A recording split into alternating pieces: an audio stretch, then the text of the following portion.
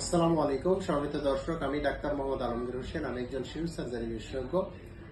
প্রতিবারের মতো এবারও একটি গুরুত্বপূর্ণ বিষয় নিয়ে কথা বলবো, বাচ্চাদের প্রি অরিকুলার সাইনাস। আমরা অনেকে এই রোগ সম্বন্ধে ধারণা নেই। যাদের ধারণা আছে তাদের জন্য আরেকটু ভালো ধারণা দেওয়ার জন্য আজকে মূলত এই ভিডিওটি।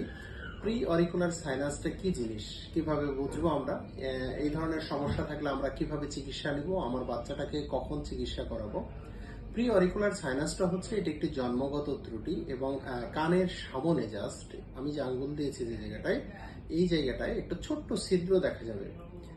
উপর থেকে মনে হবে এই ছিদ্রের গভীরতা খুব বেশি নয়। আসলে এই প্রি অরিকুলার সাইনাসের উপরে যতটুকু দেখা যায় তার বেশ কয়েক গুণ ভিতরে পর্যন্ত এক্সটেনশন থাকে এবং এটাতে একটা সময় সিক্রেশন জমে বা ব্যাকটেরিয়া বা বিভিন্ন ধরনের ময়লা জমে, সেখানে একটা সময় সিস্টের মতো হয় এবং সিস্ট থেকে অ্যাবসেসে পরিণত হয় এবং এই ধরনের বাচ্চারা এখানে কানে ব্যথা অনুভব করে, জ্বর আসে।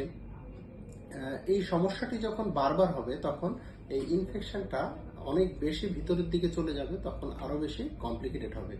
এই জন্য কখনো যদি এরকম সমস্যা দেখেন যে আপনার বাচ্চার কানের সামনে, জাস্ট কানের সামনে আমার যে আঙ্গুলটি রয়েছে এই জায়গায় যদি কখনো ছিদ্র দেখেন, তবে দ্রুত একজন শিশু সার্জারি বিশেষজ্ঞকে দেখাবেন।